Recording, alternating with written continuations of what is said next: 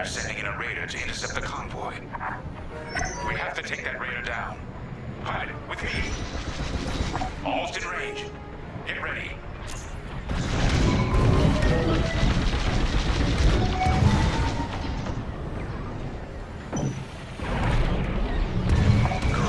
Their shields are weakening. Keep the radar focused on us, not the convoy. Starting another attack run. That enemy fleet is hammering that convoy.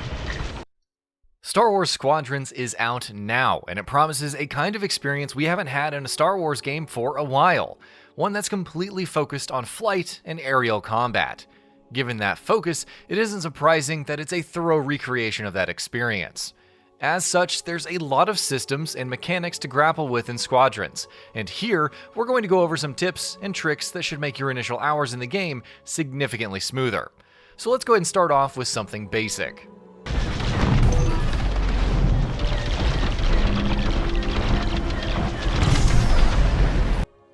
Never stay still. This should go without saying in a game about space battles, but it cannot be stressed enough. Staying still for too long in Squadrons is a surefire way of getting yourself killed very quickly. Battles are very busy in this game, and chances are you're always getting shot at by somebody. You may be tempted to stop every now and then to get your bearings, or perhaps to have more stable aim and accuracy, but it's better to get used to the fact that you're always going to have to stay on the move and adapt your strategies accordingly. Choose the right starfighter. There are 4 different classes of starfighters and squadrons, and you have to think about which one will be best for any situation on hand. Not only do you have to keep in mind your team's composition, you also have to be aware of each class's unique attributes. Interceptors and fighters are great for dogfights, thanks to their speed and maneuverability, but if you're going up against a capital ship, you might be better off with a bomber. Boost drifting. Speaking of maneuverability, that's one of the most important things you need to keep in mind while playing Squadrons.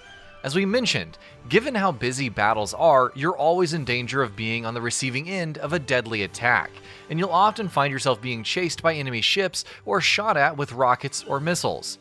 Boost drifting is a technique you should learn early on, because not only does it give you the speed you need to outpace others, it also gives you the maneuverability needed to zip around corners and make tight turns to throw them off your trail. Timed obstacle courses. Squadron's practice mode lets you fly your ship through timed obstacle courses, and while they surely play second fiddle to the campaign and the multiplayer, they are a great way to practice your flying.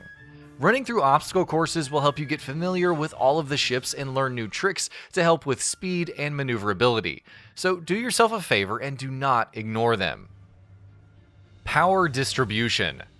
Power distribution is a crucial mechanic that you're going to want to get the hang of early on. Each ship has 2 to 3 power systems, engines, weapons, and depending on what ship you're flying, shields. And Squadrons allows you to reroute power to and from specific systems as and when you need to. If you find yourself in need of making a quick getaway, rerouting to engines will give you a quick boost. Rerouting to weapons recharges your, weapons more quickly. Meanwhile, rerouting to shields recharges your shields. Be mindful of what situation you're in and what it calls for, and think about how you want to distribute power accordingly. Overcharge.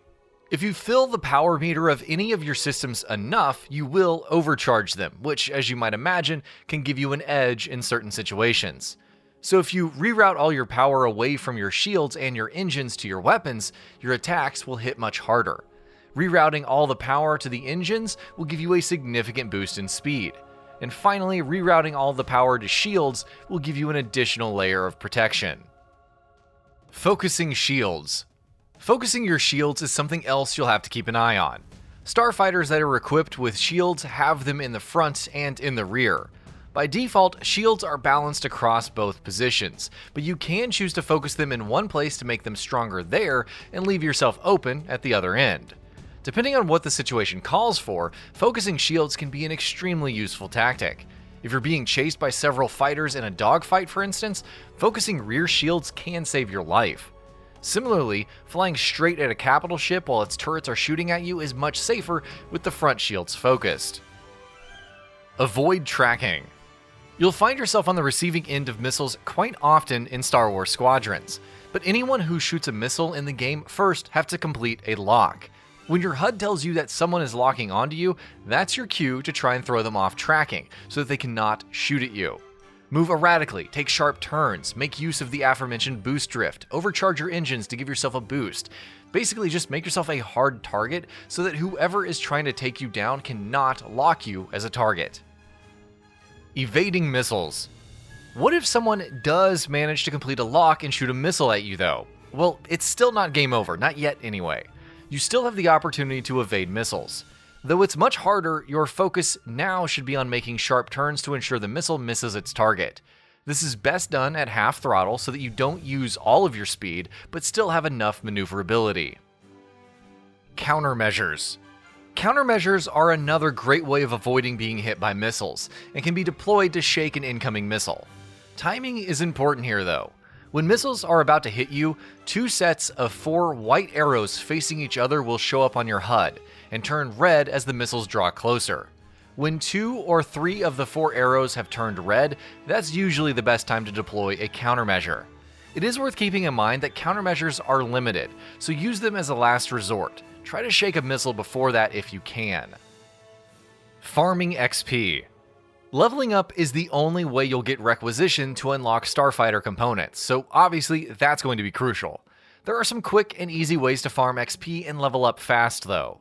Simply play fleet battles versus the AI and set the difficulty to easy. Focus on the objectives, and by the time the battle is over, you'll have a ton of XP. Rinse and repeat.